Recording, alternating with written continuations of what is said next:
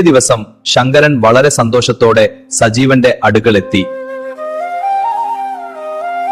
ആ പെൺകുട്ടി ആരാണെന്ന് കണ്ടുപിടിച്ചു.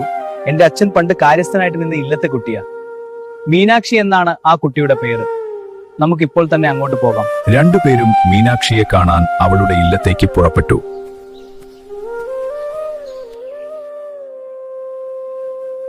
ആരാ നിങ്ങളൊക്കെ? എനിക്ക് മനസ്സിലായില്ലല്ലോ.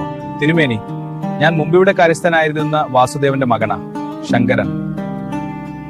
ശങ്കരനായിരുന്നോ? സുഖാണോ കുട്ടേ? എന്റെ ഈ വഴിക്കൊക്കെ ഇതുവഴി പോയപ്പോൾ തിരുമേനിയെ ഒന്ന് കാണാന്ന് കരുതി കയറിയതാ. പിന്നെ മീനാക്ഷി എവിടെ? മീനാക്ഷി വാതിൽ പടിക്കൽ വന്നു നിന്നു. അവളുടെ മുഖത്തേക്ക് നോക്കാൻ സജീവനു ശക്തിയില്ലായിരുന്നു. ആ സമയം തന്നെ രണ്ടുപേർ മീനാക്ഷിയുടെ അച്ഛനെ കാണുവാനെത്തി. ഞാൻ കാവിലെ വലിയ തിരുമേനിയുടെ അനുജനാണ്. തിരുമേനി അങ്ങോട്ട് ഒരു കാര്യം സൂചിപ്പിക്കുവാൻ എന്നെ ഏൽപ്പിച്ചിരുന്നു. മീനാക്ഷിയുടെ ദീനം മാറിയെങ്കിലും ഭഗവതിയുടെ ശാപം പൂർണ്ണമായി മാറണമെങ്കിൽ മീനാക്ഷിയുടെ വിവാഹം എത്രയും വേഗം നടത്തണം. പക്ഷെ എന്റെ കുട്ടിയെ ആര് മംഗലം കഴിക്കാനാ? ഇത് എന്റെ വകയിലുള്ള ഒരു ബന്ധുവാ. തിരുമേനി സമ്മതിച്ചാൽ ഇദ്ദേഹം മീനാക്ഷിയെ വിവാഹം കഴിച്ചുകൊള്ളും. വേറെ മാർഗമില്ലാത്തതുകൊണ്ട് അവരുടെ കല്യാണാലോചന മീനാക്ഷിയുടെ അച്ഛൻ സമ്മതിക്കേണ്ടി വന്നു. ഒന്നും പ്രതികരിക്കാനാവാതെ വിഷമത്തോടെ മീനാക്ഷി അവിടെ നിന്നു.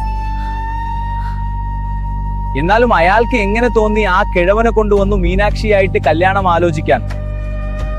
ഇതിങ്ങനെ വിട്ടാൽ പറ്റില്ല. ഞാൻ എന്തായാലും മീനാക്ഷിയോട് എന്റെ മനസ്സിലുള്ളത് തുറന്നു പറയാൻ പോകുക. ഈ സമയം മീനാക്ഷി എന്തോ മനസ്സിലുറപ്പിച്ച പോലെ ശങ്കരന്റെയും സജീവന്റെയും മുന്നിലൂടെ നടന്നു നീങ്ങി. തൊട്ടടുത്ത നിമിഷം മീനാക്ഷി കുളത്തിലേക്ക് എടുത്തു ചാടി.